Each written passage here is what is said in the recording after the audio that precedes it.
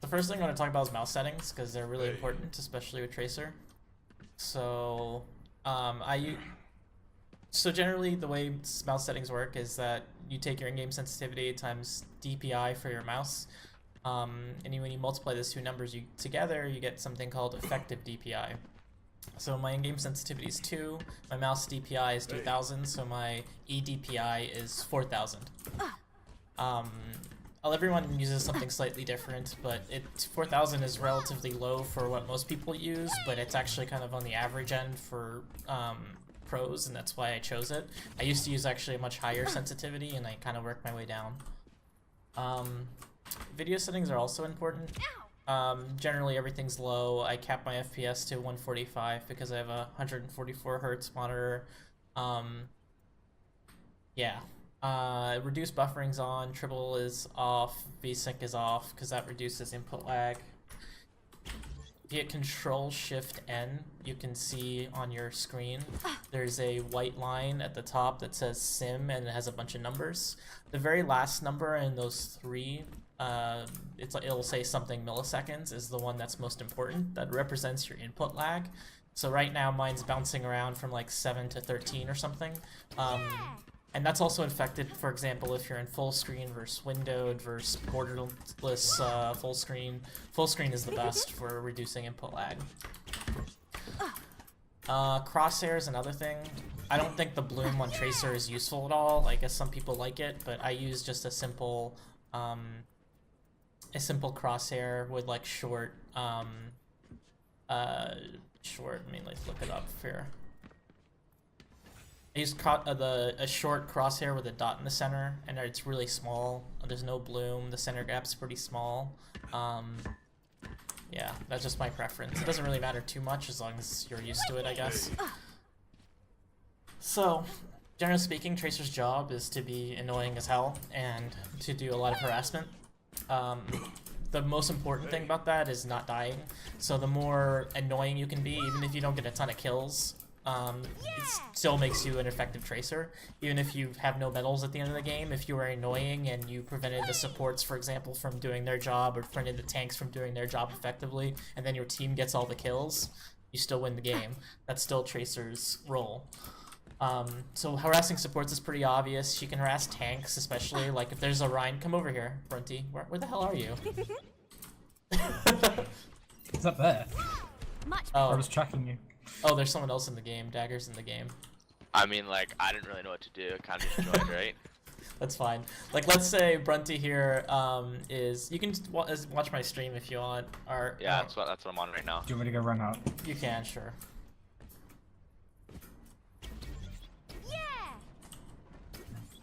So, like, if you put up your shield, like, if this is the choke, not on this map, obviously, but, like, Tracer can, like, harass from the side here, and, like, a bad ride will do exactly what he just did, which is turn their shield to face the Tracer, and then all the damage from the front line can suddenly actually have efficacy. So, like, if... You can also blink through and, like, harass like this, and again, bad rides will turn around and start swinging. So, turn around, start swinging, like that, and then suddenly one of their supports gets screwed over. Obviously, that's situational. You don't want to do it if you're, if there's like a Roadhog or a McCree right next to him, you're going to get hooked, you're going to get screwed over. But it's just one way you can harass tanks. Picking off Widowmaker is also really important, because a lot of times you might not have the tanks or the other DPS who can do it, and that's another thing that Tracer's great at. In general, Tracer is great at distracting. Like, there's a lot of times where you can keep like 2 or 3 members of the enemy team distracted while the rest of your team pushes and just wins the fight. And it, like I remember like a week ago, for example, like I remember engaging a Zen and Soldier deep in the back line while my team pushed and won the fight. Like, I got my ass kicked. I didn't accomplish nothing by myself, but we won the fight because of it. She's also one of the characters that really requires a warm-up. Like, warming up with Tracer for your aim and movement is really huge. So I highly recommend doing that before you get started. I don't have my warm-up routine here just because it takes too long, but you'll develop your own. There's tons of YouTube videos of people doing their own routines, and you can practice different moves with her. Let's try that again. Her #1 job really in like big team fights is going for the finishing kills. Like it doesn't matter if you think you want to go for the mercy. If someone's at 1 HP, you go for them. Like you have to constantly be paying attention, like who's low, listen to callouts, and getting those finishing blows is really important in Tracer.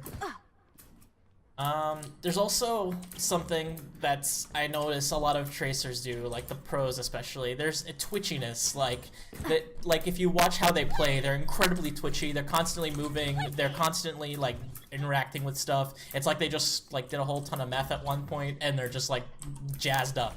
And like if you play Tracer with a slow mindset, you're not gonna do as well. Like it's weird, but it definitely makes a difference. Like you'll even see Tracers and pros, pros in general, they'll spam their sprays and shit like in the middle of fights. It's just to keep the twitchiness and their pulses up, I guess. It's kind of a weird thing, but it definitely helps a lot with Tracer. I'm just gonna move to the next page here.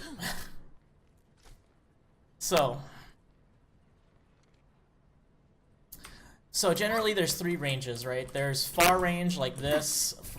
Brunty, come out here. Brunty. So this is like a far range, right? So generally speaking, Tracer's safe at a far range. Not against a Widow, obviously, but generally speaking at a far range, she's more safe. Intermediate, more risky, and then up close is when you're fully engaged. This is the most dangerous position for a Tracer to be in, but also the most effective. Another thing is blink management that we're going to start talking about. Some basic blink things. So obviously she can blink forward, but she can also blink side to side, she can blink backwards, she can blink at like all 8 directions, right? So that's another huge thing with Tracer, is to actually use all of your blink direction, because it's way more confusing to the enemy than just constantly looking where you're blinking. Like it's a lot easier to predict, a lot easier to read. So, like, let's say I was coming out of spawn. Like, another thing that some Tracers don't do is they'll just walk out with their full blink load and go until they get to the enemy and then engage and start blinking. That's not an efficient way to use blinks, because, like, this, when you come out of spawn, like, I almost immediately use all 3 blinks, because they're going to start coming off cooldown, and you constantly want your blinks to be on cooldown unless you have a good reason for it. So... God damn it, Brunty. So you can constantly think about that. Like you want to constantly be using your cooldowns and making sure they're coming back up. Because if they're not regenerating, then they're just sitting there stagnant. There's also a way you can do an instant triple blink. Not instant, but much quicker. Like if you only have shift bound to blink, this is what it'll look like. Something like that. But you can do it faster if you use your right click or combo right click with shift. I screwed that up. It's much faster, it's harder to predict, and it's really good for going like doing a fancy pulse bomb after a triple blink or something, or just cutting down distance really quickly so you can go for a pick or a finish or whatever. So now Brunty, come down here. So like one of the basic moves I use a lot with Tracer is the blink through. So stand up. So like let's say I'm engaging someone here, like if you know your distance between you and the enemy, you can blink through them. So stop moving for a sec. So you can do that. This is it's a lot more disorienting because for a bunch of reasons. One is they have to actually turn around to see you again, and then you can do it again, and you can do it again, and you can do it again. You can just keep doing that, and that blink through is really disorienting to players, and it's really important to like master that and be really comfortable with that. That's one thing definitely to practice in on the bots if you're not used to it. Like you have to have a really good judge of the 7-meter distance between your blink so that you can do the blink through easily. Other general techniques, like there's a zigzag blink, which is great against Widow actually. So like let's say, you know, I'm engaging against this Widow and I'm trying to avoid the shot, right? If I just blink straight like that, she has a direct headshot. Basically, from her point of view, my head is just getting larger and easier to hit. So the way you do that, you can do a zigzag blink. That's a lot harder to hit, and it accomplishes the same thing. So that's one thing. Another one is obviously the double through blink. You can do that. High ground blinks are also really important. So like, obviously you can do that, but there's a ton of blinks on a ton of different maps that are really useful. If you go on YouTube, you'll find videos of people making giant lists of them. Most of them are useless, honestly, but there's a lot of really important ones that I use almost every game, and I think most people use almost every game because they're just so powerful. So that's one thing to definitely look into. I also have clips of actually, I'll post it in the forums later on. I have like a giant list of jumps that I use a lot, and I have them clipped already, so I'll post that. Another thing is, a lot of tracers, I notice when I watch VOD reviews, screw up their blinks, and it's really obvious. Like, they'll blink into a wall like this, or, you know, they'll blink like that, or they'll just blink for no reason. Like, they'll be deep in the back line, everyone's looking that direction, and they just blink around like this for no reason. Like, if someone's not looking at you, there's no reason to blink unless you need to close distance. So, like, you have to actually, like, think about why you're blinking. Don't just do it randomly. So, for example, like, if every time I'm trying to engage with someone, I'm looking at where they're looking. Like, right now, Bunty's looking he's not looking my direction now, so, like, I know I don't need to blink over here. But if he's looking my direction, I might think I need to blink. Like, it's one of those things. We'll talk about it more when we do the one-on-ones. So the way you think about movement is, generally speaking, is every time you're engaged in like close distance, you're basically using your cooldowns as a resource. You're using them to buy time to try to secure a kill until you can either get away or secure the kill. And that's the way you need to think about it. So, like, she's a very CD-dependent character, a cooldown-dependent character, Tracer, so you have to think about it like that. So, like, if you have all your cooldowns, like, all your cooldowns are down, like, you shouldn't engage. Like, a lot of people do that, too. Let's try that again. So, like, they'll have, like, nothing up, and they'll try to engage with, like, a single blink and try to get a kill on someone who's full health. Like, you're gonna die, probably. So you just have to think, like, sometimes, like, I hide and I wait for my cooldowns to come back up before I engage. So patience is key to this game, and that's true with a lot of characters. Like, there's sometimes when you want to go, go, go, but there's other times when you want to be patient, and learning that distinction is really huge. So rewind. Rewind's really important, obviously. She's invulnerable during this time, during that rewind time, so you can use it to, you know, avoid diva self-destructs, or for many things, right? So you can also use it to distract and confuse. Like, for example, if I'm trying to, like, blink around someone here and fight, but I notice that they're locked on, they're gonna flashbang me, they're gonna get a headshot on me, I'll use the rewind just to escape.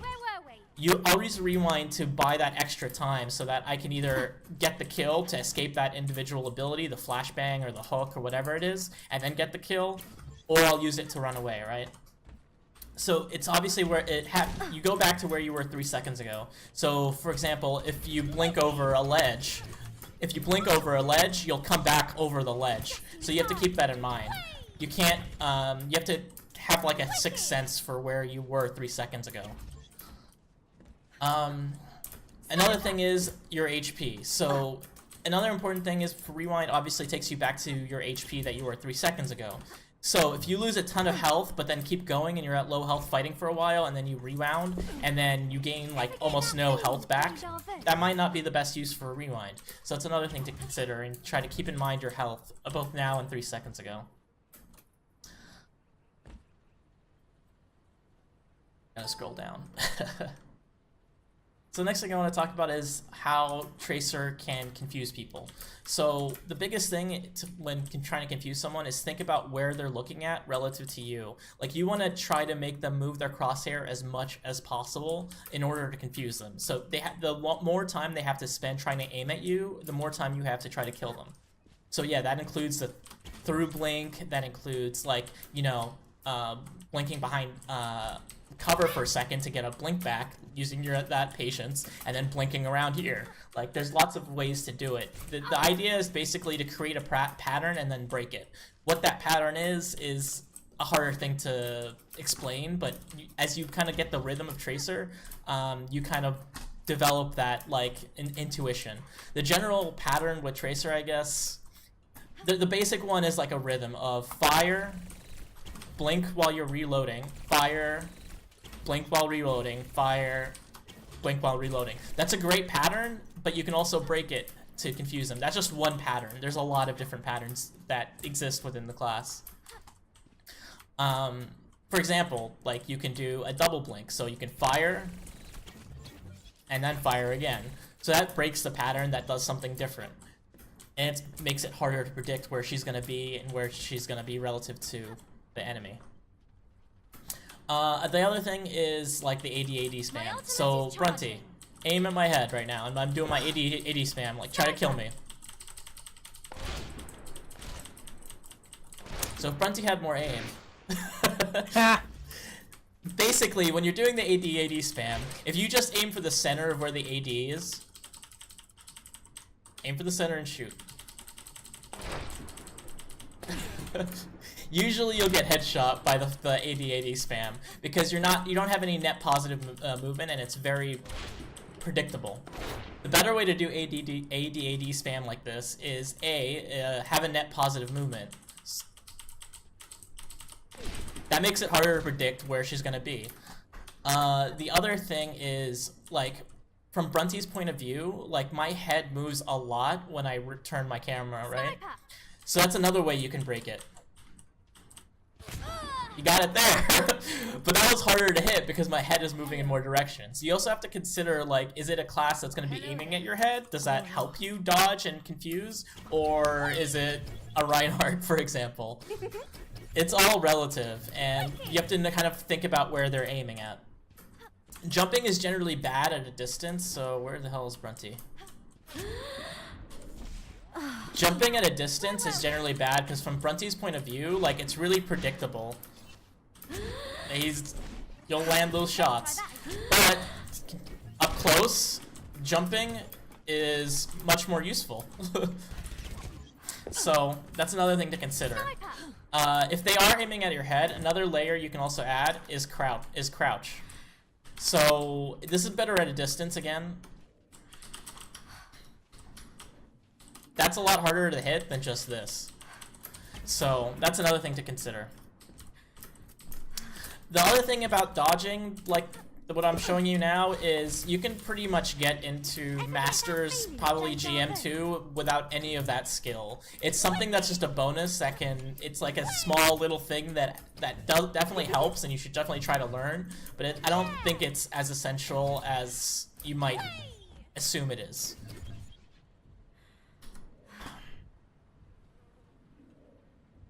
So the other thing I want to talk about is corners, which is especially true with Widow. So for example, like let's say I know Widow's there and she's looking at me and can see me. She's expecting me to come out like that and go for the headshot. For example, perfect example, she has wall hacks.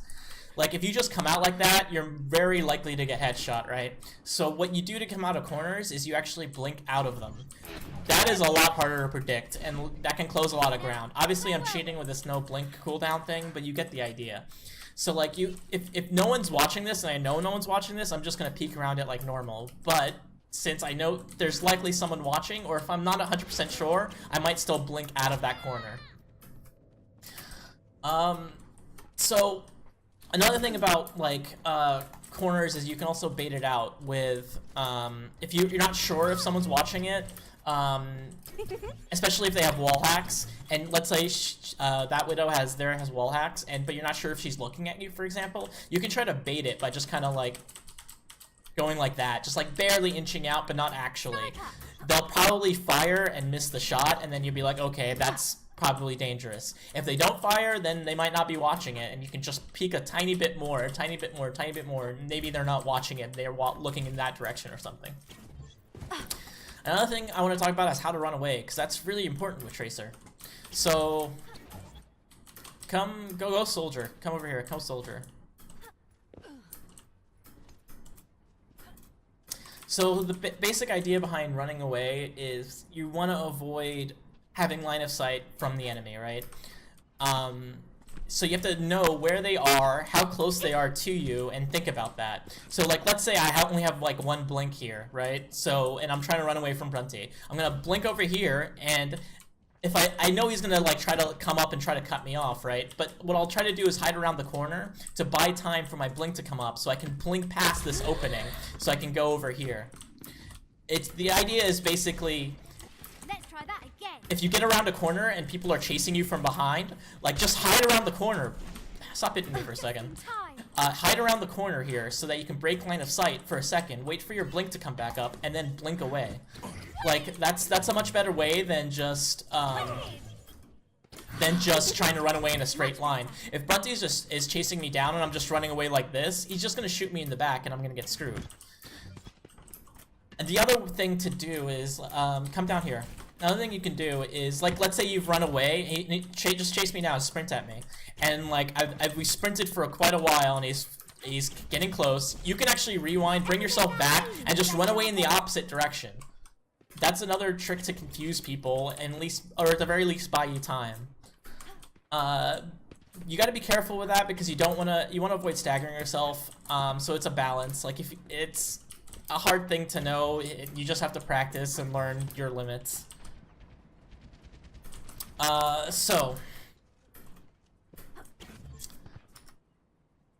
Gotta scroll down again. Another thing is you can actually use your blinks to time cooldowns. So, for example, go Hog. Tracer's blink cooldown is 3 seconds. So you can use that to time things. You can use it to time Widowmaker's ult, for example. If you hear wall hacks, you know you have 3 blinks plus a little bit of change before they go away. Throw a hook randomly. So, I said randomly. That's random. You walked into it. So, hook is an 8-second cooldown. So the way I think about it is, when I see the hook, that means I have 2 blink cooldowns plus a little bit of change before it comes back up. During that time, I have free reign on the Hog, and I can do whatever I need to do. And I just have to keep in mind that his hook is going to come back soon. You can use that to time a lot of different things, whether it be a Soldier Helix rocket, Ana Grenade. Ana Grenade is 3 blinks plus a little bit of change at probably like 10 seconds or something like that. I don't even really know the numbers for a lot of the abilities. I just think about it, how many blinks worth it's going to be back up in. So, another thing about blinks is that if movement's unnecessary, don't blink. So if I'm trying to take it out of Symmetra, I'm not going to be able to dodge her left click, right? So I can just pretty much sit there and fire. It increases your aim. You don't always need to blink. You have to think about like when it's an ideal time to blink. You know what I mean? Like, think about it, like, how many times have you died when you had no blinks up, and if you just saved, like, a tiny couple more blinks, couple more cooldowns, you might have had that extra blink that made the difference. It's, like, kind of maximizing your abilities in any way you can. The same thing's actually true of Rewind. Like, how many times have you probably died with Rewind up? Like, you have to... part of it is being comfortable with the cooldowns and just getting used to all of it. Another thing you can do is bait enemies away. So, like, let's say, you know, this is the point and they're pushing, and I can engage on the side here, and if he's chasing me down, like, I can get, like, 2 or 3 people chasing me down sometimes, and I just run away, and I bait them away, and I tell my team, hey, they're weak, push now. And, like, I have no chance of securing any kills, but I can bait them away. And that's how to run away comes back into play, going around corners and blinking away, whatever you can do to distract. Another thing you can also do is spawn camp Mercies. That's one of my favorite things to do. If you go to the back line and get a pick on the Mercy, you don't need to keep pushing. You can actually just go and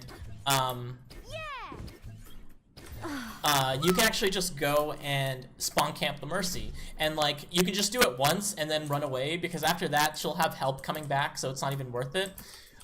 If you can get that surprise kill coming out of spawn, just like, for example, go Mercy, and, like, run. I dropped my mic. And then run out of spawn like you normally would, expecting no one to be outside. It's really easy to one-clip it. I fucked that up. But there's really not a lot of Mercy can do coming out of spawn. And if you do it right, unlike that, you can one-clip them. Another thing to do is, if you do try to engage someone and they are well protected, don't be afraid to run away. Don't feel like every engagement you need to engage 100% and never pull away. It's really important to pick your battles and avoid dying. There's also like a psychological aspect to how you run away. It's kind of this weird thing I've noticed. Like, let's say, you know, I'm engaging here, but I'm taking damage, and I want to actually run away. I don't have many cooldowns. I have 1 blink. If I just turn and blink like this, they're more likely to think that I am actually weak and get chased down. You can use that to your advantage, but sometimes you don't want them to chase you. So a better way is to actually strafe blink out of it. It's kind of this weird little thing. Like, if I'm firing here and I just strafe blink away, it looks like I just knew what I was doing. I was harassing and now I'm going away and I'm doing fine. Like, there's subtle psychological elements to this game like that that can push things in your direction a little bit. So the next thing I want to talk about is aiming. So Tracer is obviously a tracking type of aim. So there's 2 types of tracking. There's smooth tracking, where Brunty, move around a little bit, where you try to smoothly track someone. That's the way I kind of play Tracer. There's also the shaky type, which is actually better up close, which looks more like this. It's not as smooth, and you kind of constantly want to adjust. I'm not very good at it, honestly. If you watch a lot of pros, a lot of them do that. There are some smooth aim pros, but they're not as common. The one I can think of is Prophet from GC Busan does the smooth aiming, whereas a lot of other pro tracers do shaky. The other thing I want to talk about is aiming at where you aim at a target. And I'm going to talk about blinks, but I mean pulse bombs, but we'll get there. I'm not there yet. Where you aim. So with someone like Mercy, for example, I'm gonna aim for center of mass because it's easier to hit. If you stop moving for a sec, when you think about the spread of her weapon, like, you're gonna miss a lot of bullets aiming for the head. And now do AD spam. AD spam. Like, that's a lot harder to hit for Tracer because you're gonna going for a headshot because she's just gonna miss so many bullets. So you're better off aiming for the center of mass because it's bigger and you'll hit more bullets. There are pros who like aiming for the feet because when you move, AD spam again, like, look how wide the feet are. You're gonna hit a lot more with the feet. I don't do this as much just because I don't like it personally, but it does actually work pretty well. I can't deny that. I'll do it on certain characters like Mercy and Ana. They're great on. Go Ana. Ana's another one like that, where, like, when she moves, her feet have a really large hitbox. So come on out. It's much easier to hit the feet. Like, all those bullets pretty much hit, whereas aiming for the head, like, you'll hit them, but it's not going to do as much damage overall. Okay. The other thing about aiming that's important is crosshair positioning. This is important with Tracer, but pretty much every class, I feel like. Where you position when you're just walking through, where there's no enemies around, the way you position your crosshair is important. Like, a lot of people will just kind of go like this, and, like, walk around looking down, and, like, not actually aiming at anything. The way you want to position your crosshair is where you expect enemies most likely to come from. So, for example, let's say I was going through this doorway. This is the way I would do it.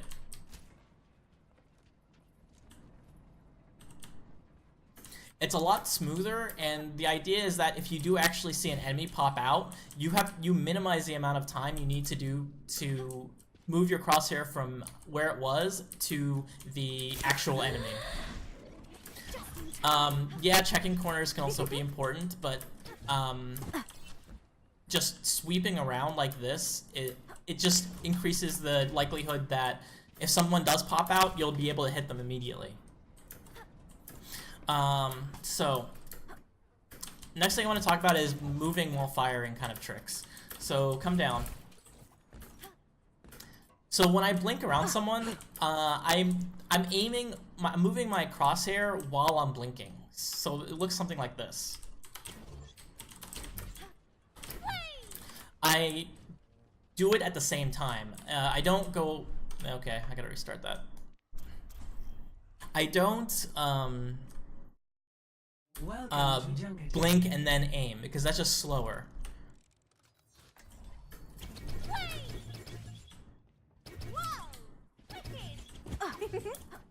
Come over here. Where are you? So, The other thing that you can do while blinking is fire. Like you can pretty much do anything while you're blinking for the most part. So for example, like let's say I'm trying to, you know, one clip someone, stand still. Like you can blink through it while firing. You don't need to do them separately, and you kind of reduce your damage if you blink forward and then start firing. They're not gonna die as quickly. You can actually fire and then blink into it. So that's another thing to try to keep in mind. And like, as you get better at it, you can actually fire while you're blinking and adjusting your aim at the same time. It takes practice, but you can get used to that. Another thing is when you're firing at someone, like if you're trying to like finish them off, try to always finish it with a melee. If you run out of ammo, so something like this. It helps a lot. So that's another thing. I'm gonna talk about one-on-ones later on, and we'll talk about Zen for sure. So let me see. There's also the blink melee. That's also a really useful thing for finishing off someone who's low, like Brunty is right now. You can do it from any angle, but you can do it as a blink through. You can do it as a like side blink there. You can do it even as just straight in front. Like it doesn't really matter, but it should be like intuitive to you, so you can do it from any direction, because when you're in a real fight, it's kind of chaotic and you'll never know what direction is vulnerable on the enemy that you can do that on. That's another thing to practice in the practice range.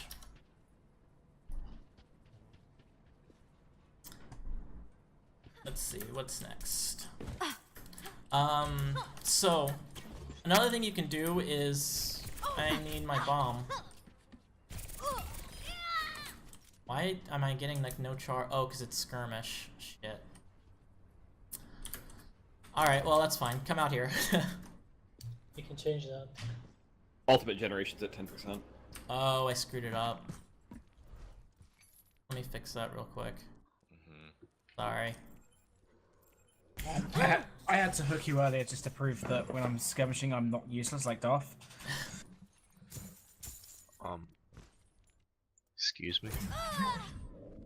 I think Do you Autopsy was just playing along with it and not stabbing his friend in the back. Welcome to Yoga Town. It's pretty rude, Bunty. Oh yeah, there you go, already at 6. Ew, it's lulls. I'm back in the fight. Oh, I'm gonna have to shoot you down. So another thing you can do with your fancy blink, stand more over here. This is especially true with like certain things like a Genji using a reflect. That's a lot harder to do it on, but like you can actually do 180 blink bombs. Time. You need a timeout. It takes practice, but it's really, really useful if for example, on a diva like that who's using defense matrix in your face, pulse bombing divas is really, really useful to get them out of mech, because they can give headaches to your supports, your Pharah, whatever it may be. Another thing I want to talk about is go Tracer. Go Tracer. You're not gonna fire. You're just gonna be Tracer.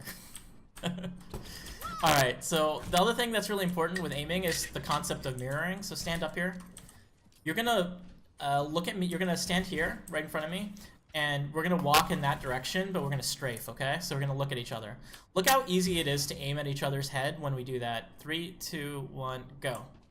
Like, there's no aiming involved. We're just immediately looking at each other's head, and like, it's an easy headshot. That's the concept of mirroring, and it's really important in this game, and it doesn't just work from that angle. It can work from any angle, and it's really important. So, Brunty, stand here. We're gonna do the same thing, but on high ground. And look how easy it is to one-clip him. So, 3, 2, 1, go. Like, and when you do that to like a Tracer or a Sim or something like that, they're not gonna have time to even react if you do it properly. Especially, the way I like to do it actually is a little different, is when I'm following them like that, I'll actually fall and finish it with a melee. Like, it is incredibly difficult to react to that. Where were we? And again, that can happen in a million ways. Like, you can be fighting a Junkrat and they do their remote mine explosion thing, and you go into a parabolic arc bullshit thing, and you're falling and moving in the same direction. And that's another mirroring thing where it's easy to hit each other. the thing you have to keep in mind with mirroring that's really important is if it's easy for me to hit them, then it's easy for them to hit me. So if they're not paying attention or if they're vulnerable, then I'll take advantage by taking advantage of that mirroring. If it's like a McCree and he's gonna headshot me immediately and kill me, then I'm gonna break that mirror. I'm gonna go in a different direction. Anti-mirroring is just doing the same thing but going in the opposite direction, so it becomes even harder to hit.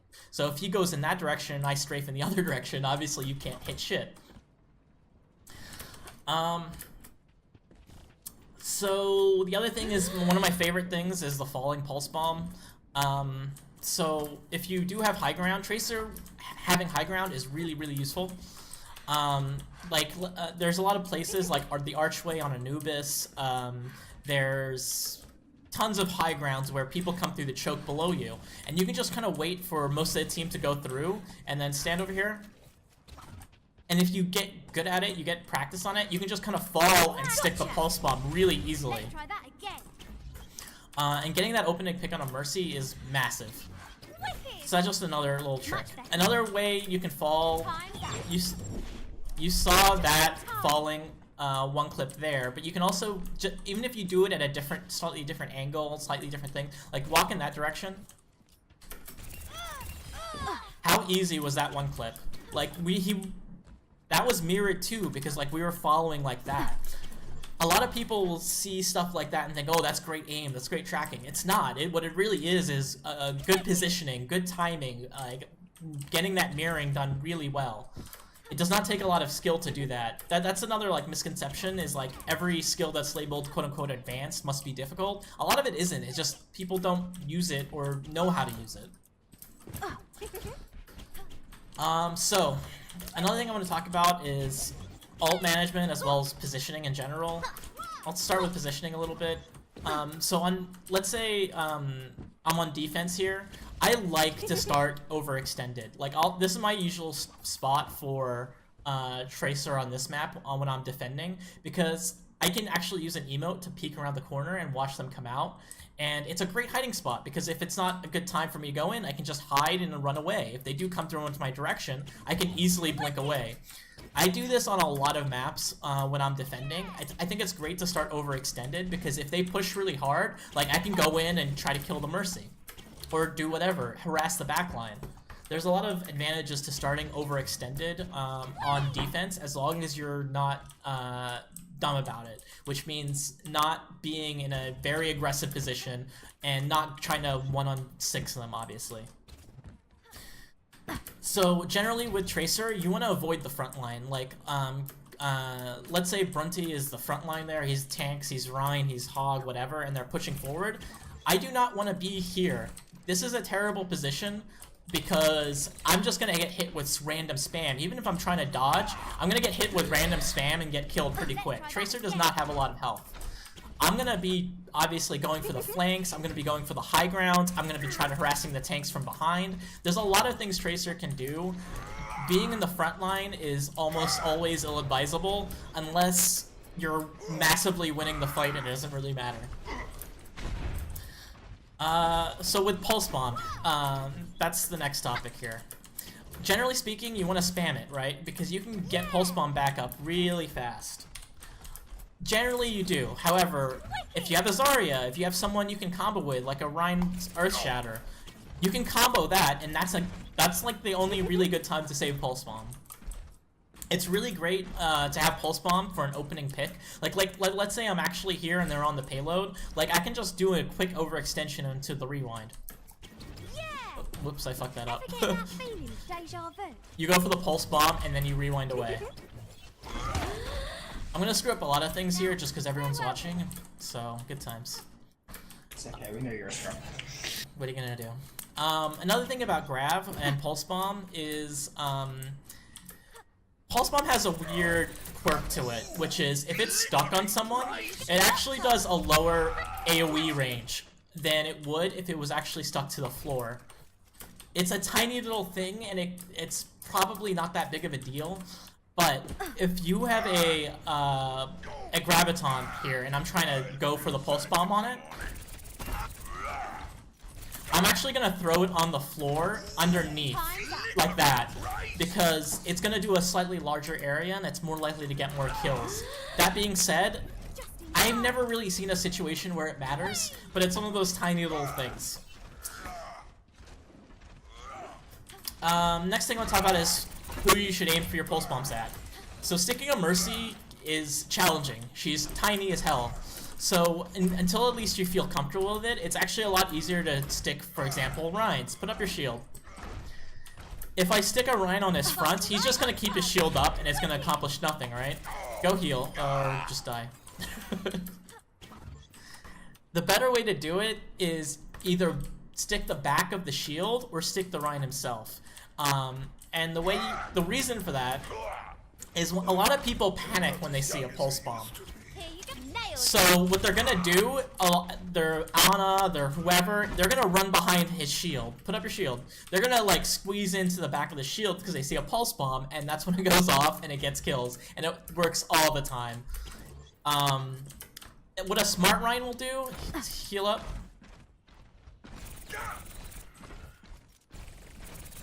What a smart Ryan will do, put up your shield. What you're gonna do is, what smart Ryans do is, don't move.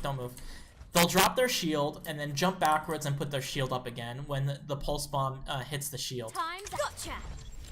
Just like that.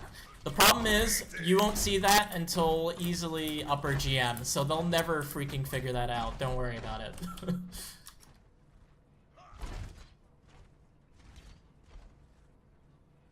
Pulse Bomb is also really useful for getting the opening picks as well as the late staggers. My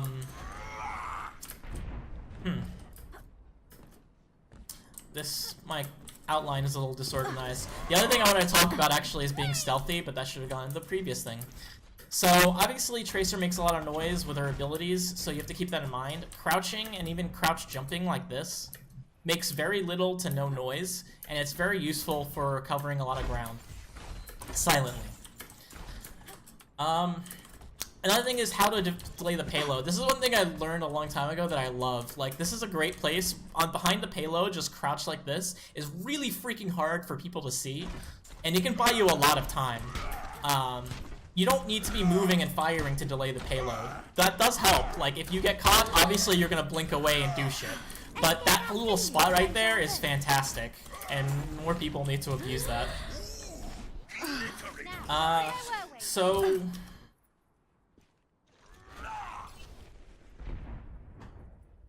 next thing I want to talk about is different map types and what Tracer can do on them. So for 2CP, generally speaking, I love finding high ground there. It is so valuable, on 2CP especially. Going for the pick is important, blah blah blah. None of this is really that surprising. On Koth, on like Lijiang Tower, it's better, going for the flanks and pressuring their backline is a lot more important because it's a lot more chaotic. Oh, and Koth especially, if you guys wipe the enemy, a lot of people will just waste that downtime while the enemy's respawning. They'll put themselves in a bad position and be like, oh, the enemy's finally here, let me try to get a good position. If you have a lot of downtime, and especially true on Koth, go get a good position. Go do something. You can put yourself in a good position to flank. Even better, like, if you can be a little bit overextended and just like watch them all come here and then do a little pulse bomb bullshit. Koth is also one of Tracer's best map types, just because there's so much chaos going around. It gives her a lot of breathing room to do whatever she wants. Tracer is fantastic on Koth maps.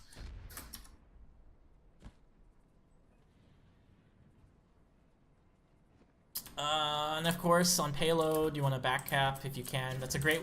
on 2CP as well as payload, backcapping can distract the enemy and force them back, and that can allow your enemy to exploit that chaos of them going backwards and lead you to a one fight, even if you obviously don't get the cap or the push all the way. Next thing I want to get into is one-on-ones. So just because there's a one-on-one available doesn't mean you should take it. You have to kind of know... Tracer is the best one-on-one class in the game, period. You have to know which ones are worth taking, however. Like, taking on another Tracer in a one-on-one while the fight's happening elsewhere is generally a dumb idea, for example. Another thing important, especially with Tracer, is knowing where all the health packs are. And like, if you're engaged in a 1-on-1, like, I will let myself take a little damage. Brunty, hit me. I will intentionally stop moving and let myself take a little damage just so I can steal the enemy's health pack. And you can blink through health packs and pick them up, by the way. So a lot of these tricks and techniques I'm also going to talk about in 1-on-1s don't work at every tier. It depends on how good they are, if they'll work, and it does just because it's like a trick that works on high tier players doesn't mean it'll work on low tier players and vice versa. It's kind of one of those things you have to like really do a lot to learn. Generally speaking, you're going to want to aim for the body unless their head is massive or they're not moving. So let's start with Doomfist. Go Doomfist. We're going to go down the line in order of character select screen. Hello.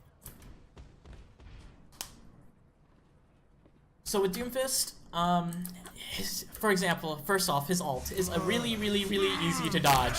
You should never die to a Doomfist ult unless you have nothing on cooldown. However, get your ult. I've got 10%. Oh, it's gonna take forever. That's fine. I'll just talk about it as if it's actually happening. So with his ult, he's really predictable, right? You're gonna see a giant freaking area where he's coming down. One thing you can do is actually leave a little gift for him. Leave a pulse bomb at the center and blink away. If you time it right, you'll get the kill, and he can't do it. You can't do anything about it. It's incredibly difficult for a Doomfist to get over 400 health, which is how much a pulse bomb does. So it's an easy kill. Also, Doomfists generally, after they ult, the first thing they're gonna do is do their right click. Their little charge punch. That's the first thing they're gonna do, so keep that in mind, and you have to listen to that. That's really huge. You have to listen to when he's charging his ult, and you can keep in mind he can release it at any time. So you're gonna wanna do you're gonna want to blink at that point. So blink throughs are really great on Doomfist. It's really good distraction because he forces him to have to do a 180, and then you can blink again and do it all over again. Doomfist is one of the easier characters to stick, but he's still a DPS and very mobile. Okay. Once his CDs are down, though, obviously he's very vulnerable. His right click does not need a full charge to kill a Tracer, that's another thing. Now go Genji. Generally, one-on-one-ing a Genji is not a good idea. It's just not worth it. He can run away, he can reflect, he can dash, he can pretty much insta-kill a Tracer with a right click into the dash. And if it's a headshot, you're dead. There are some tricks though. Generally speaking, look where he is reflecting. So reflect, stop moving and reflect. You can still hit him from the side here when he's reflecting. So you pay attention to where he's looking at when he's reflecting. You can still do damage around the sides. Another thing, stand still again and reflect. Try me. He is very vulnerable to that 180 pulse bomb because a lot of Genjis will stop moving when they reflect. If you get good at that, you'll be sticking Genjis like that, no problem. So another thing about Genji is avoid blinking directly into him because you're gonna probably get headshotted by his shurikens and you'll die pretty quick. So that's another thing to keep in mind. Strafe blinking with Genji is really great because it's a lot harder to hit, whereas if you blink close like that, you're gonna get hit. Let's try that again.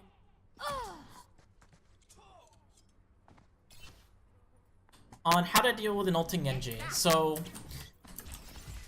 Genji, when he pops his ult, gets his dash, right? Every time he gets a kill, the dash resets. So as you should keep that in mind, because when he's ulting, you should just time your blinks for when he's going to dash into you. It's a hard thing to do, but the more you do it, the better you'll get at it. So you have dash up, right? Yeah. Alright, so try to dash. You can just dash and kite like the, blink and kite him away a little bit, and just fire at him from a little bit of a range.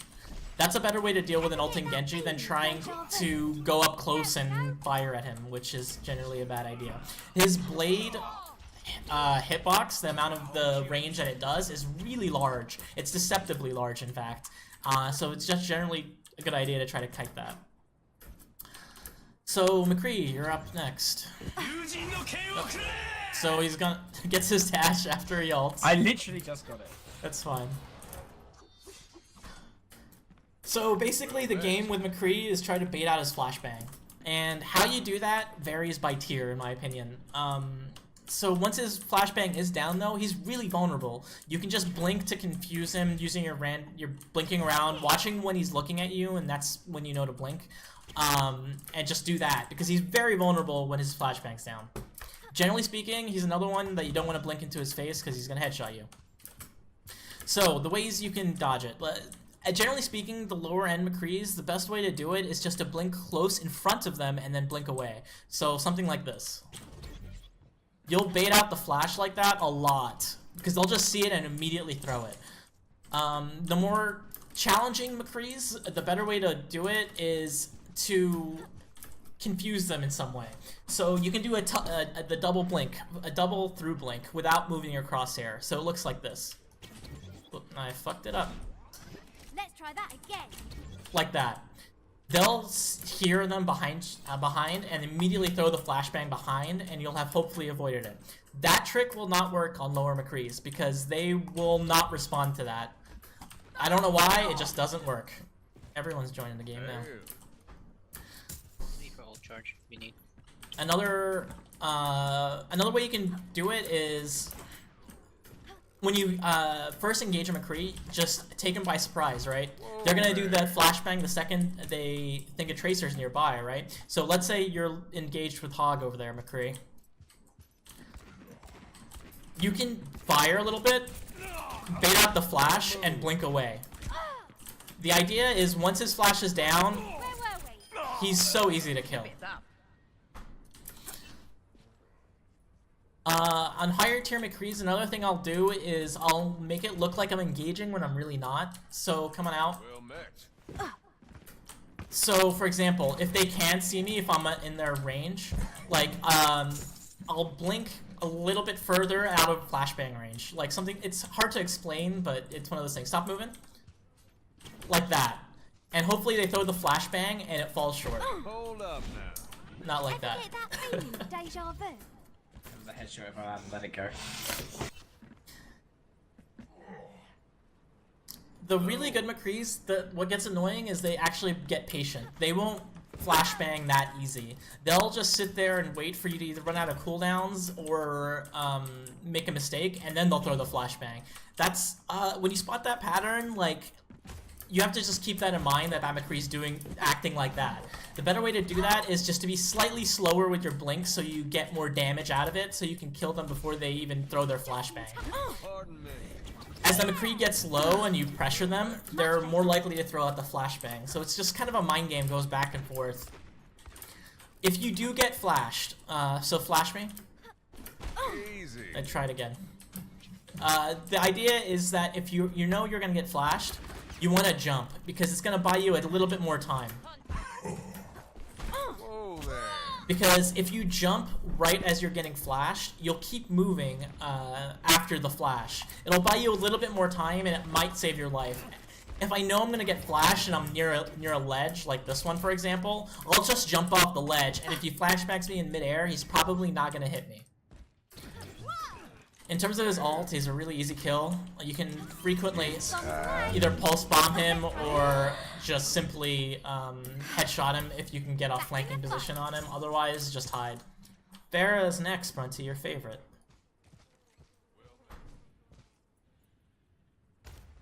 So, Farah, obviously you're not going to try to do much at this range because the trail-off is so much that you're not going to do dick for damage. But what you can do is get high ground, and there's not great high ground here, but if there was, you can get high ground because if you come down a little bit, Brunty. I go down there, you're gonna kill me. Yes, I am. Because I wouldn't go down there, I'm smart enough to know that.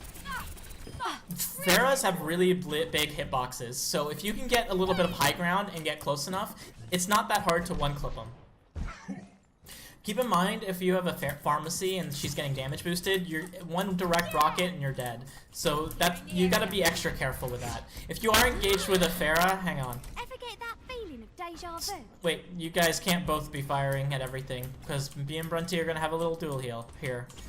You want the way you want to time your blinks is after the right before the rockets are coming, right? So try to actually hit me. Oh, okay. So so the idea is that when you see the rocket coming, that's when you should blink. Just time it like that. When they're reloading, you know they're vulnerable. That's the point where you don't even need to move. If they're reloading, just start firing. Generally speaking, there's really no point in trying to stick a Pharah unless you're really feeling ballsy. Wait for it. It's always gonna fall shorter than where you think it is. It's not even worth trying. The way you would do it, that's not the way you would do it.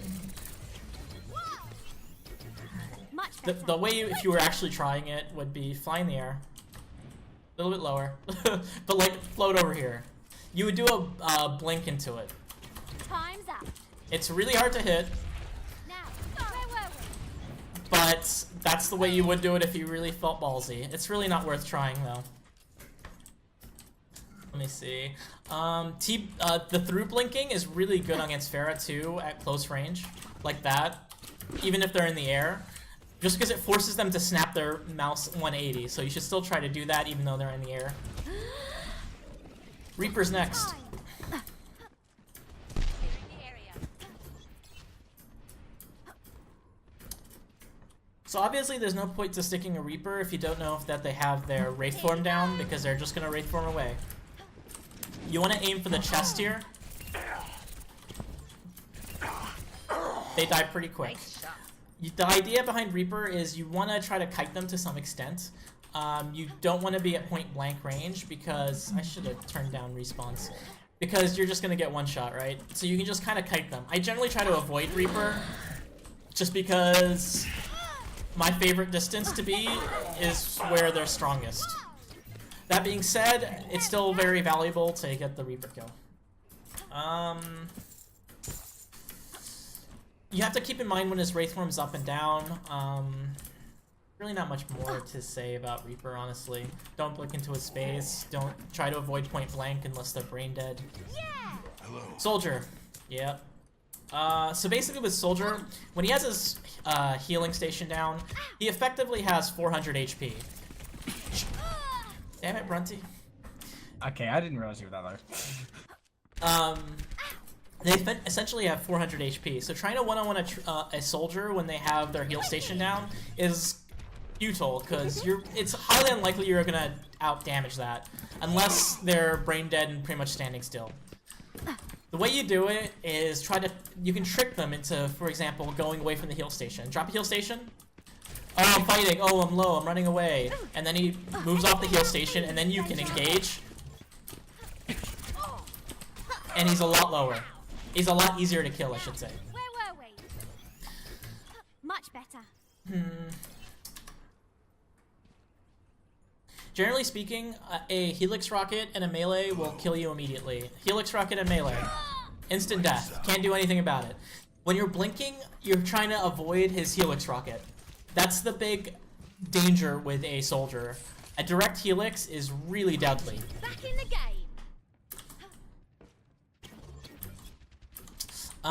When you want to aim, with him, you want to aim for the torso and legs again.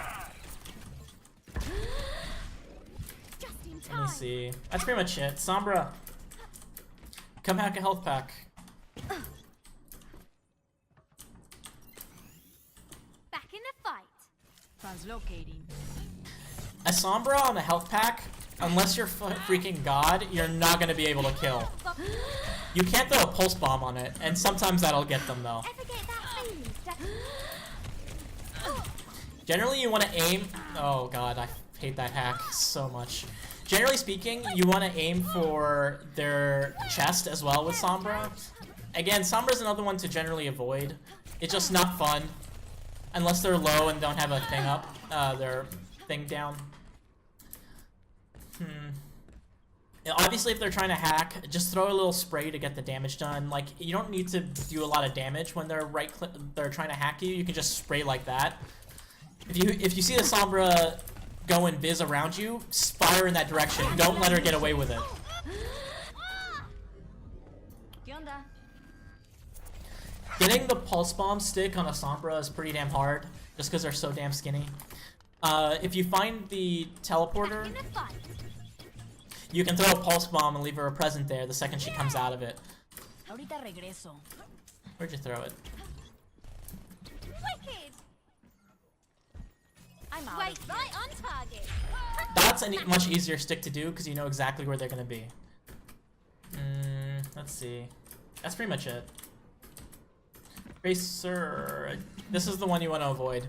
It's not a fun thing because both can run away. It's pretty much a waste of time. If a Tracer does try to like get on your ass and engage, honestly, that's good because they're just wasting their time basically. You can just run away, kite them, and then go for the support and get into an engagement. Trying to stick a Tracer is mostly about showing off and not really about getting anything accomplished. However, there's something I want to show you guys with Tracer. So, Brunty, look over here. We're gonna do something here. What's gonna happen is I'm gonna stick you, then you're gonna blink forward and rewind immediately, and that's all you're gonna do, okay? Ready? Wait, you need a timeout. Now. That's one trick you can do with Tracer. If a Tracer gets stuck when she hits rewind, the pulse bomb falls to the ground immediately. You have a second before the pulse bomb goes off. So if you do get stuck for whatever reason, you can try to blink into the Tracer before you rewind. It's just one of those cheeky kills. It doesn't work too often, but it's one thing you can try. If you do see a Tracer that's a bit overextended and her rewind's down, it's really not hard to chase him down and get the kill. When you are fighting a Tracer, there is a timing to the blink. Come over here, Brunty. There's a timing to when you want to blink. You want to blink when they start firing. So try to engage. Let's engage right now, and I'm not gonna fire.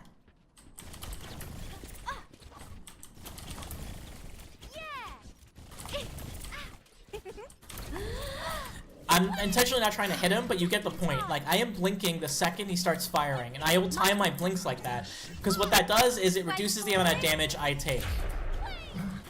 If you get good at that, you become a much more annoying Tracer to deal with in the one-on-one. Another thing is, like, stand right in front. God damn it, Brunty. That's stick though. Another thing is, like, let's say, please stop.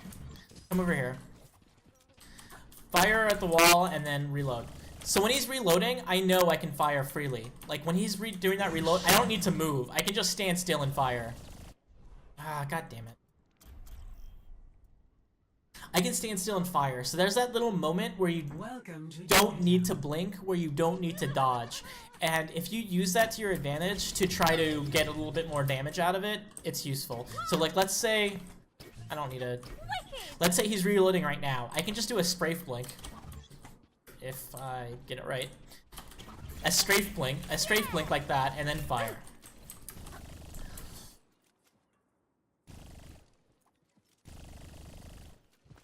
Okay, another important thing with Tracer one-on-ones especially is the blink melee. It's really good. If you get low, you can do the blink melee trick. It's really useful on Tracers especially because they can be a little hard to hit. You don't actually need to aim at them all the time when you do that. Another thing about chasing versus running. So if you're getting chased by a Tracer, it's a lot easier for the person who's getting chased to actually hit the person chasing them down.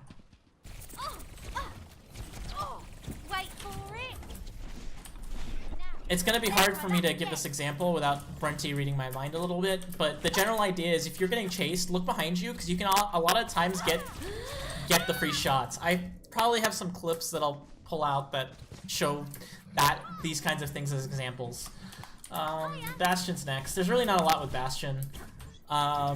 Sticky him when he's in sentry his sentry mode, and he'll die immediately. Do it. Switch over. Hit shift. There's nothing he can do. He'll die unless he's nanoed or something. So generally, like, if I'm up against a Bastion, I'll save my pulse bombs for that. He's very easy to stick. He's basically like a shitty soldier. If you are trying to fight a Bastion and Sentry for whatever reason, you can do blink throughs. They're really effective, and just blinking around him to try to force him to aim in as many directions as possible. That really just buys time, though. With higher tier Bastions, they're really goddamn annoying. Their aim gets really, really good, and they start tracking you really well no matter what you do. So pretty much I won't engage unless I have a pulse bomb ready for them. I think that's pretty much it. Hanzo. Generally, Hanzos are the hard counter to Tracer, because you get one scatter and you're dead. One headshot and you're dead. And it's really infuriating, especially when they have wall hacks. Wall hack over here. It's already down. Basically, if they see you coming out and you peek, you're gonna get scattered immediately and die. This is just like the Widow situation when they have wall hacks. It's one where you want to blink out. Generally speaking, you can tell what a Hanzo's thinking about doing by where he's aiming. If he's aiming down, he's going for the scatter. If he's aiming up, he's aiming for you. So this is another situation where you want to just use your confused skills to try to screw with him and avoid the shot. You look carefully. You don't blink randomly. You look where he's looking. If he's looking at you, that's when you blink. Otherwise, you have time to fire. If you get someone who's really good at flicking, you'll have issues, but that doesn't happen too often.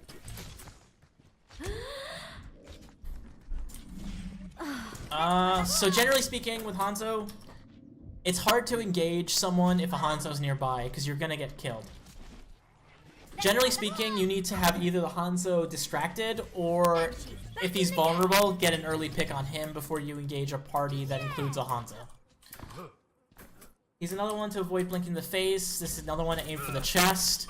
He's one clippable with the chest. No, I don't, unless they're standing still. Come out here and stand still. Standing still is the only time I'll aim for on the head, pretty much on squishies, because it makes it so much easier to kill them.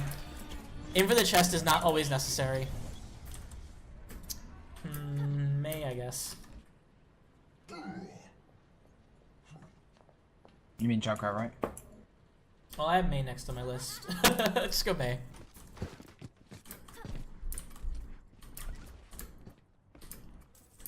I guess I screwed up my list. So with May, a lot of May is when they ice block. They'll use the full duration of their ice block, like Brunty is. You can throw the pulse bomb right as it cracks, or even sticky the actual ice block itself, so that when the block breaks, if the pulse bomb falls to the ground, and it'll hit the May. And realistically, in a one-on-one, if the May is trying to left-click you as opposed to right-click you, you should never lose, because you can blink around. You can blink around and dodge the freeze, and when you're getting fucked, you rewind, and you just do it again.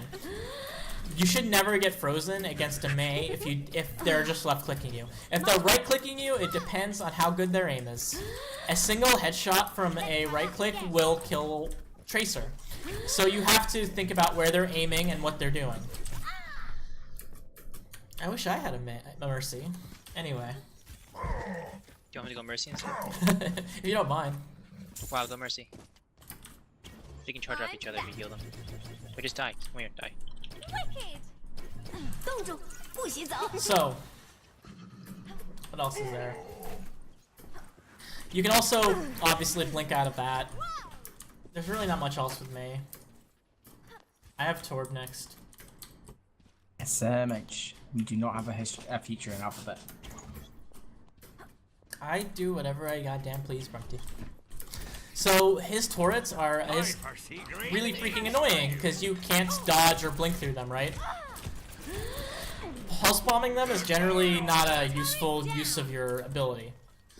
However, don't stop it. So with Torb, he can do a lot of damage. If he left clicks and hits you in the head, it's gonna hurt like a mother. A right click at close range will instantly kill you. So it's another one that's kind of like Hanzo, where you really want to try to avoid it and use your blinking abilities to try to dodge. I foresee great things for you. What else is there? Such You can really overextend for a second to kill Torb, because he doesn't have a lot of health. So that's another thing you can do. There's really not much with Torb. It just play around the turret as much as you can and kill it when you can. Honestly, a lot of times on a lot of maps, if there's a Torb who knows what they're doing, I will generally switch off Tracer just because it's so frustrating to try to play around the turret. Pharah is a much better thing to deal with the Torb. Widowmaker. Just in time. Generally, Widowmaker is your job to deal with. You can tell when a Widowmaker stand out here. Right click, scope in and out. You can tell when a Widowmaker is scoped and when she isn't. And that tells you if they're aiming at you. So if you are engaged and you see them scoped in and they're looking in your direction, that's when you want to use your blink, right? If they're just trying to like left click you down, like firing it normally like that, you don't need to do much blinking. Let's try that again. Another thing is, a lot of Widows will try to hook shot, snipe you. Do a hook shot. That's another time that's useful to blink and look at where they're looking at in order to avoid it. Venomine me. There it is. You can see through walls with Venomine, so she can see me right now. So even whether it's wall hacks or the Venomine, you want to blink out of corners. Very, very true with Widow, but she's so easily one-clippable. It's not even difficult at all. The best way to deal with it with Widow is go for the flank, sneak up, get close without her knowing, and one-clip the shit out of her when she's scoped in. D.Va. Tracer is a pretty strong counter to Widow, so. There are some areas in the maps where they're high ground enough that Tracer can't get up there. Do we skip? Yeah, go Junkrat. I guess I forgot to write Junkrat, but I'll just... whatever. Junkrat's a pain in the ass. You have to constantly be paying attention to where his goddamn trap is. And obviously dodging his bullshit spam. If he does his little remote mine thing, you fly in the air, and if it's close, you'll both get hit by it, and you'll both fly into the air. If that happens and you get that little arc thing, you're gonna get killed if you don't break that little matching, because it's really easy for the junk to hit you in the air like that. Generally speaking, with Junkrat, I want to try to get him when he's spamming in the opposite direction and try to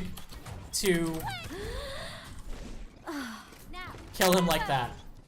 If you can get a decent clip on him and get him low, he'll die. You just want to keep doing your blink avoidance to try to dodge the remote trip mines, while at the same time keeping in mind where the traps are. I don't really know anything else to say about Junkrat. He's just annoying as goddamn hell. I'm here. Now it's D.Va. D.Va's another one who's great when she's right-clicking to her defense matrix to do the 180 blink bomb. Defense matrix me. I fucked that up, but you get the idea. Enemy seen. When she does her rockets, that's the best time to dodge because those do a lot of damage and can easily kill a tracer. Demeching D.Va is really useful and one of Tracer's best functions. Aiming for the head does a lot of damage with her, and it's really hard to miss. I'm taking care of you. Come down here. I wanna demech you down here. You can also do something like this. You need a timeout. I don't know how that didn't kill you. I guess I fucked it up. If you get your thing back. The idea is that go change and change back. Go change and change back to get your mech. If you do it right, I've done it on the front side, honestly. I don't know. Maybe it does need to be on the back side to be more consistent. If you sticky her right as she's getting demeched, the pulse bomb will kill the baby D.Va, and that is very useful for saving you a lot of time. What else is there? When you are in baby D.Va, mode, generally speaking, she's pretty dangerous still. Getting those headshots is really annoying and she's hard to hit. The way I like to do it is they're usually AD-80 spamming the front, so I go for the side because from this perspective, she's not moving very much. So that's one way you can try to deal with a baby diva. I'm taking care of you. Now show them.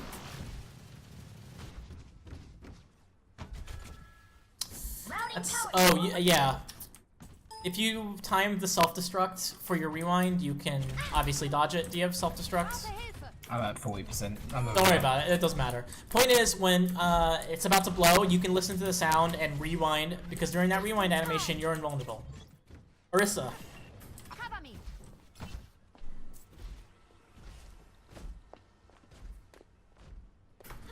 Orisa's one you want to pretty much always aim for the head because it does so much damage. Enemy seen. You're not getting away. Yeah, maybe what 27's saying is right. Honestly, I always just did it and it worked usually. Anyway, with her, Larissa, aim for the head, it's huge, and it does a shit ton of damage. Routing navigation systems to defend. Her Fortify soaks up a lot of damage, but you can still kind of play around the shield. And as you play it more, you get used to it. You just kind of time yourself for when she's coming out of the shield. You kind of bait him, and there's really not much. Sticking in Orisa is also really easy and can be useful too. T-blinks are really good. Through blinks with her as well. Because most Orisa players don't react very quickly to this for whatever reason. Be careful with her, the right-click thing. The orb. Throw the orb. You become really predictable and easy to hit when that happens, and it's a great way to die.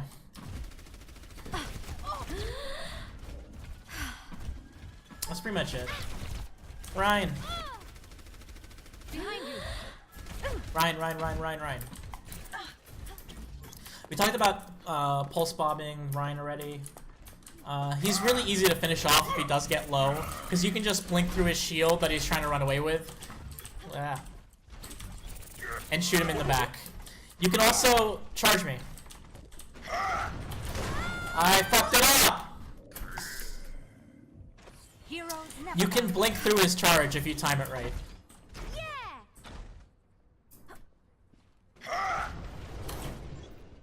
Voila. So that's another useful trick. He's great one to harass from the side. He's pretty useless when he's trying to protect his team from the shield, so he's a great one to harass. We talked about that. You can rewind out of Earth Shatter as well. When you hear the hammer down, when you see the hammer start going up, if you hit E, you can actually dodge at the Earth Shatter, so that's another thing to keep in mind. The hammer swing range is really goddamn wide and much bigger than it looks. He's easy to kite. He's another one to aim for the head. There's not much he can do to a kiting tracer. That's pretty much it. There's really not much with him. Generally, shield damage isn't your job as tracer, but there's no reason not to fire if you're on your way. Roadhog! Easy ult battery, everyone knows that. Even when he's healing himself, he's vulnerable, right? Because he can't fire, he can't hook. So this is still a good time to do damage and aggress for that moment. If you get used to watching the heal animation, you'll know when his heal is done, and you can kind of expect a hook right after that. So that's the time when you want to time your hook. Another thing about his hook is that if you time it right, you can actually rewind out of it.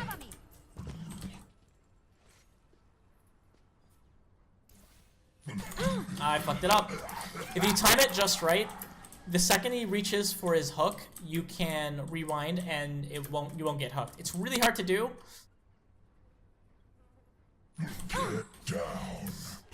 It's partially lag dependent and partially skill dependent. I'm obviously not that great at it.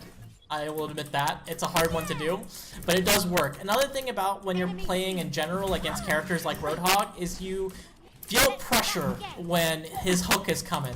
You know he's looking at you and he's looking for the hook, and that's the time you want to dodge. Blink throughs are really useful on him as well, but when you're at point blank, a random left click and you're dead. So you have to keep that in mind. So usually what I'll do is I'll push Hog a little bit, and when he starts looking, I'll kind of move away or I'll rewind away. He's an easy one to stick. Wait, It's kind of hard not to stick him. He does take a ton of HP, especially his damage reduction while healing is also really annoying now. When you do get hooked, make sure you're spamming your rewind button in case he misses and you can get out of it in time.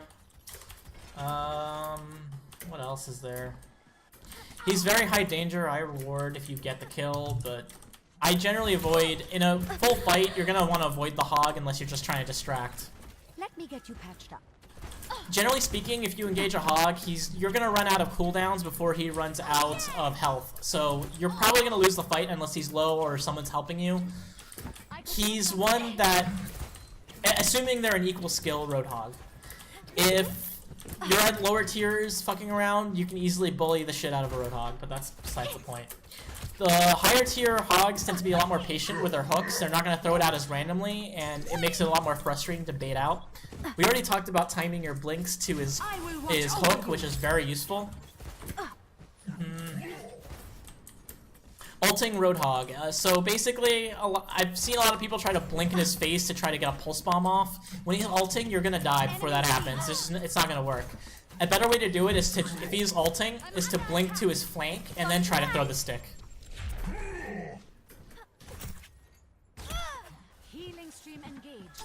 Winston, I guess I got not much else. You can also, if he is ulting, you can kind of circle around him and kind of like that, and try to buy as much time as you can. Go Winston. Winston is another one that's definitely you want to aim for the head because it's a massive goddamn hitbox. And Winston should never kill a Tracer unless they're low and taking advantage, but generally speaking, you can infinitely kite a Winston. The thing you want to keep in mind is when Winston takes off as well as when he lands, he'll does AoE damage around him, so that's a good time to blink away. See, like that. Winston's playing around their shield a lot, so you want to get used to playing around it too. He's another easy one to stick.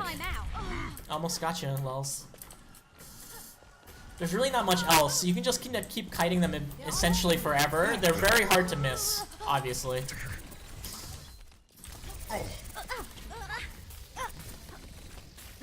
The other thing about his shield is it's just like Reinhardt's shield in that sticking the inside of it is pretty useful. Drop your shield.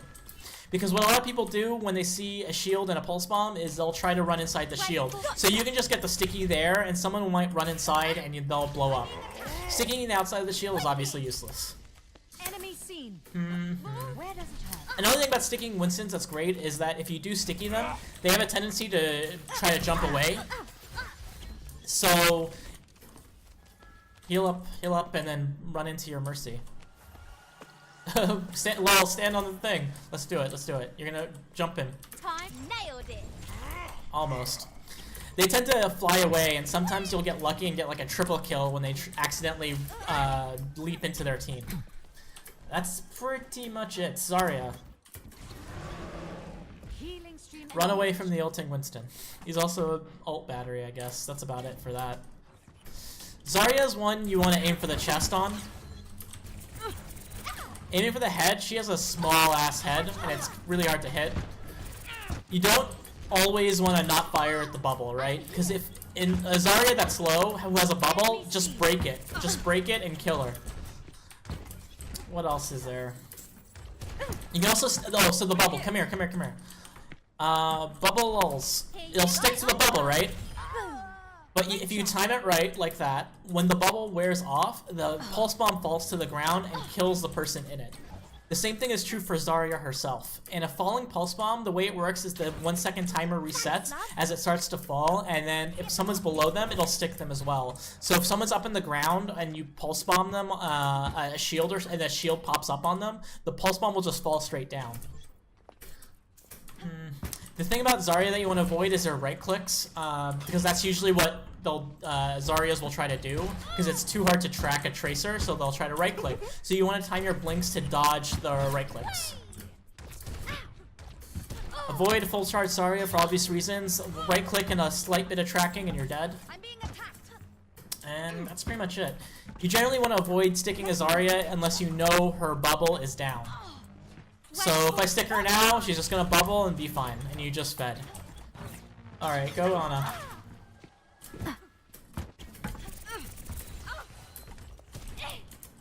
Ana's another one where you aim for the chest or legs. We talked about that already. One thing I love is if you're going for the backline and Ana's scoped in trying to do some healing, it's so easy to head one clipper. Like, they have no way they can even respond to that. If you do get slept, spam rewind.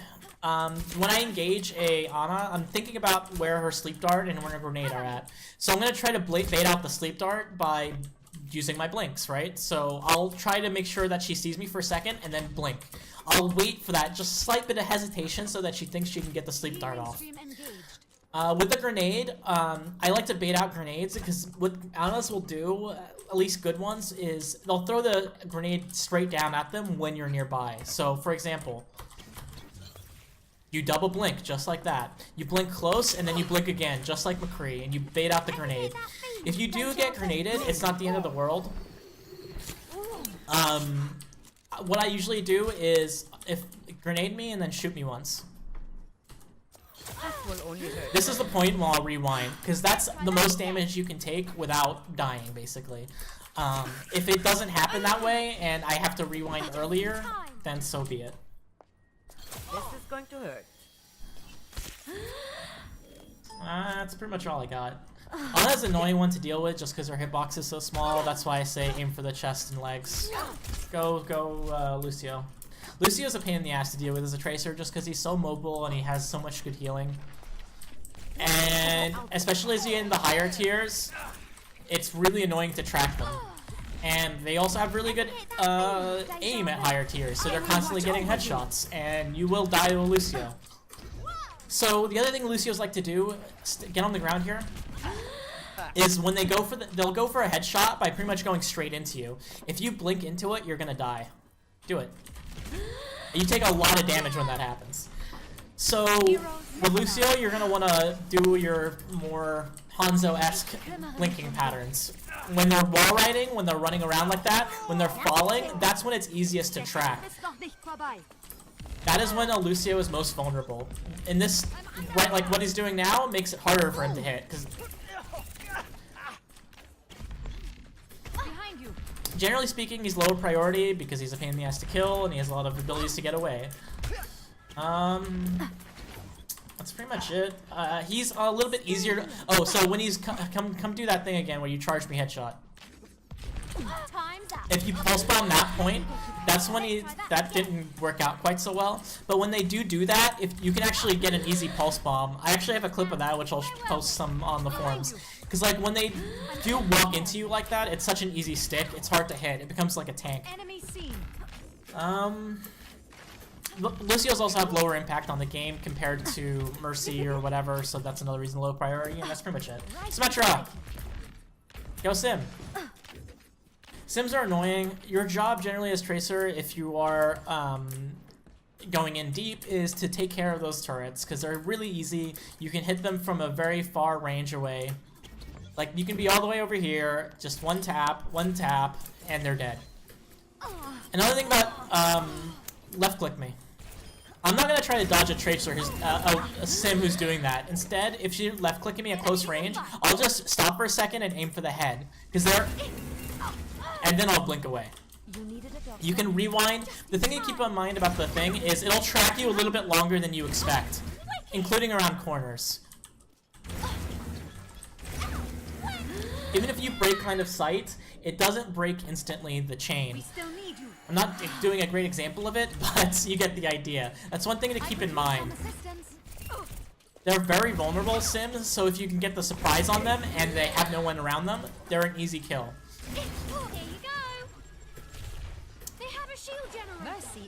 Oh yeah, obviously your job is also to kill the things, whatever. Enemy shield generator. Thank you, Dalo. I did not know those exact numbers. 7 that's 7 is a blink distance, so 1 blink distance to lock on, 9 to for its unlock. So theoretically, you can do a pulse bomb out of that. I didn't know that. That's interesting. We learn something every day. Generally speaking, Sims also, especially at the higher end, will throw their teleporter and their shield gen and put it in places in order to distract and get people to go for it. So for example, I've seen Sims put it in like really obvious places because they know someone's gonna go for that, and it gives them the advantage for the pushing team. That's like what attack Sims do a lot. It's really annoying to deal with, and just keep that in mind. So like, if they just place down a teleporter, for example, and it has 1 charge, that's another reason not to go for it. Because it's not, if you pulse bomb that, you just wasted your pulse bomb essentially.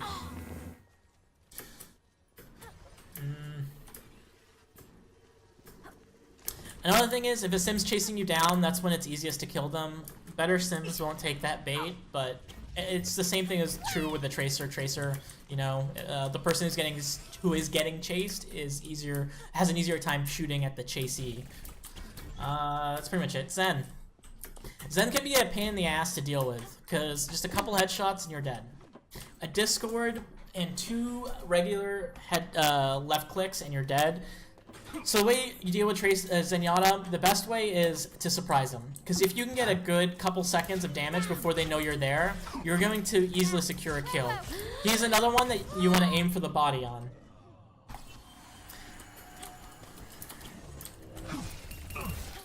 You can hit his head like that, but as you see, it doesn't do a ton of damage because so much of it misses. Whereas if you aim for the body, you'll do more damage. Zens, especially at higher tiers, stop Brunty, are constantly charging up their right clicks, and they're waiting for you to come around a corner.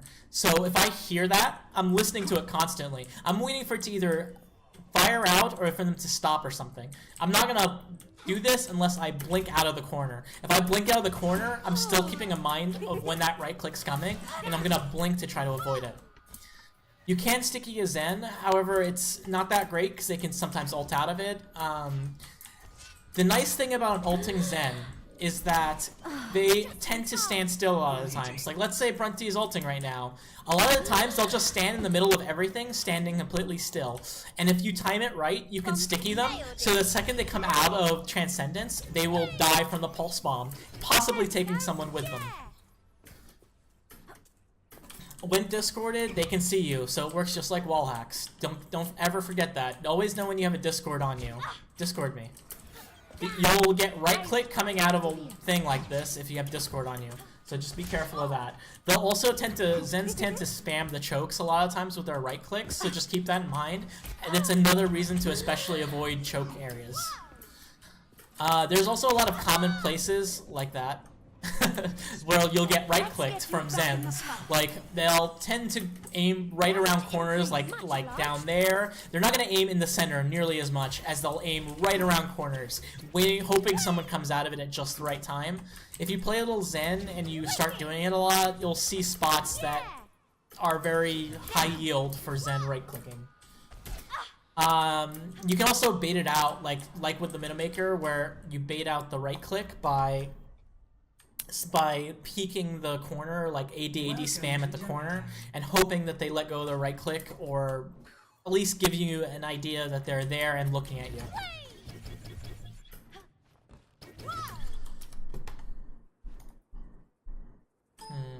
So getting the jump on Zen is huge. This is the favorite way to one clip a Zen, for example, is they're on the payload with the team. I've been hiding back here since the last fight. I get close. He's charging a right click. I'm not gonna engage at that point. I'm gonna wait till right it's about to come that way, and then I'll engage. I will go for the headshot if I'm up close and it's easily secured, but generally speaking, I'm aiming for the body on him.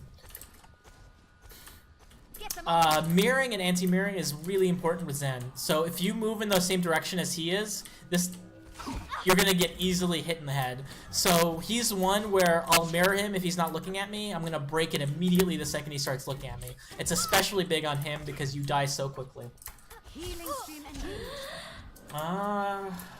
That's all I got for for Zen. Oh yeah, if he's reloading, that's another great time that you don't need to dodge. Don't blink when he's reloading. That's when you want to fire. You don't need to move at all. You can just stand still and track him. Mercy. I guess I'll just use lulls since he's right here. How's it going? Aim for the head is generally bad on Mercy. Aim for the body, aim for the feet. You'll do more damage. I love sticking Mercies, but it is hard. Don't beat yourself up too much for it. The falling pulse bomb on Mercy is one of my favorites because For whatever reason, if they don't see you coming, they tend to move in predictable fashions. So you can just do a falling pulse bomb on her, and it's very likely to stick, or at the very least, hopefully get the kill. If they're valking, if the Mercy is valking up in the air, I am not firing at it because, again, it's just like Pharah. The trail off is way too large. It's not worth it. Its valks are goddamn annoying. Let me get you patched. Basically, I'm constantly keeping an eye on Mercy in all fights, just to waiting for her to get low. If someone starts going on her, if they don't call it out, I'm still gonna jump on it. Get them off me. Great opening pick. Mercy, go Ana, Brunty. So, a common combo I see a lot is Mercy Ana, for example. No matter how hard you try, you're not going to be able to kill this DPS, these two, if they're supporting each other. If they're healing each other, you're just not going to be able to do it. You can try as much as you want. Either with the Mercy or with the Ana. It doesn't matter. Unless you get a pulse bomb, the Ana should be healing, and you just... that's still not a bad fight to take, though. Because if you're keeping these two busy, the rest of their team has no support for them. So that's something I will call out in voice chat. Hey, their supports are busy. This is a good time to push. And if I can just keep them distracted long enough, that's good enough. The same thing is true with Zen, but you're more likely to die against a Zen. As well as a Lucio. Behind you. I'm under attack. Oh, another thing about sticking a Mercy. If you do sticky a Mercy, one of the awesome things about it is they'll Guardian Angel a lot of times when they see a Tracer nearby, or especially if they see a Pulse Bomb go out, and they'll Guardian Angel to someone else, frequently an Ana, for example, and you can get a double kill off of that. So that's why it's so awesome to try to sticky the Mercies. It is hard to do, so it takes practice. I mean, I guess that's pretty much it, actually. That's all my outline has. If you guys have questions, if you think there's something I didn't cover, feel free to say something at this point. I'll happily answer whatever questions. How do you deal with pharmacies? As Tracer, I'm generally avoiding them because there's not much you can do. I'm obviously going for the Mercy. I'm waiting for her to drop down, to get distracted, to peel off, to go to a Rhine or something, and that's a better time to deal with it. If it's really becoming a problem, that's when you want to go hit scan, honestly. Like, there's not much. It's impossible to freaking kill a Valking Mercy or one who's flying in the air with a Pharah and doing a good job of it. There's just not much a Tracer can do.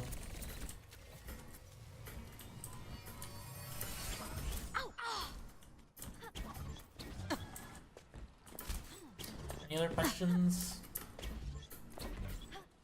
Yeah, do you shoot Zenyatta's feet or body? Zenyatta's... Go ahead. Because the feet are essentially a part of the mass, right? They are. He has them curled up like a little baby. Yeah. So basically, I don't really think about what I'm aiming. I'm just aiming dead center and mass on Zen, and which is his largest area.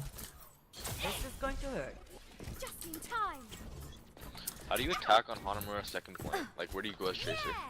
Hanamura's second point. Why don't we go there? Might be easier. That is true. You can also work. But I'm very thankful for you sharing all this knowledge. This was very good stuff. No problem, man. Well, that just happened. Thanks for coming out.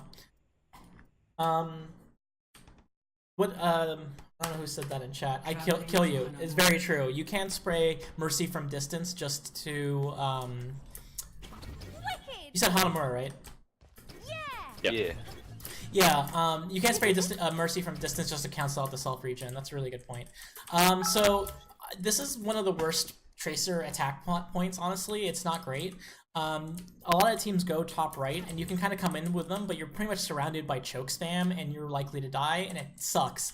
If your team can push in, then you can kind of make some headway. An alternative is obviously to use this flank route, and this can work a lot of the times. You just have to make sure that you have to know where everyone is, right? You can either flank, if someone's up here firing down through this window, you can kind of come out here to try to get a pick. Alternatively, a lot of Anas, I noticed, stand in this corner. Support in general like to stand in this corner, so this is kind of an easy place to get access to. Unfortunately, you are very exposed in this position if anyone sees you from all angles. Another issue with attacking on this point is if they have a Widow or a soldier even who can get high ground up there, it's a pain in the ass to deal with. The Tracer can't touch that corner. So the answer is it's not great. I don't do it a lot just because it isn't great, but on defense, it's a lot better. I don't have a great answer for you, unfortunately. Alright, thanks. I'm here. Any other questions? It's better on defense here because there's a lot of places she can come out from. There's also a jump, which is kind of hard to do here. Yeah.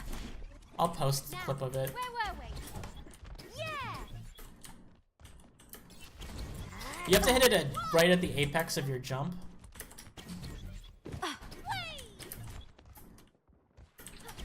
I'm not gonna try it anymore. It's just like that Volskaya jump, right? The Volskaya jump? Yeah, like it's like similar to that. Yeah, well, the idea is that you blink on here and you can stand in this corner. It's hard to do though. An easier one is like this flank. This is a great flank for like throwing out. If they're pushing here, you can throw a pulse bomb on the stairs. That's like a highlight reel easy. Another thing is if these weren't broken. I guess you can do it when they're broken. This is one way to get up to this high ground, which is really useful if there's like a widow or something here.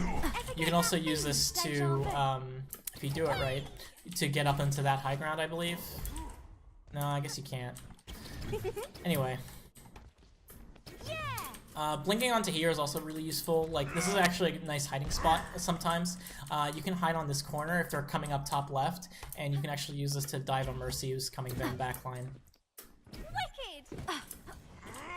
Any other questions? Yeah.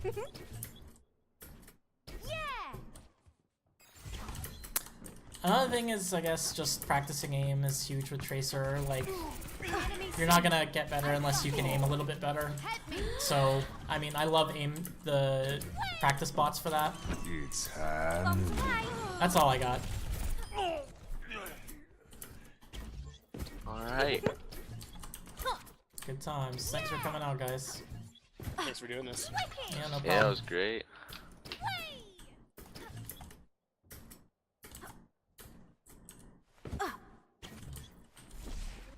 Just in time. Actually, one more. In Tracer 1v1s, is it good to crouch spam? Generally not, because generally you're getting aimed at for the chest, so if you crouch, you're just gonna get hit in the head instead. And I understand the logic that you can dodge some bullets when that happens, but I generally don't think it's useful. Okay. Crouching in Tracer is very limited. Widow from a distance, okay. Someone who's aiming from your head from a distance, that's pretty much the only good time to crouch. Otherwise, crouching is just gonna screw up your aim. Okay.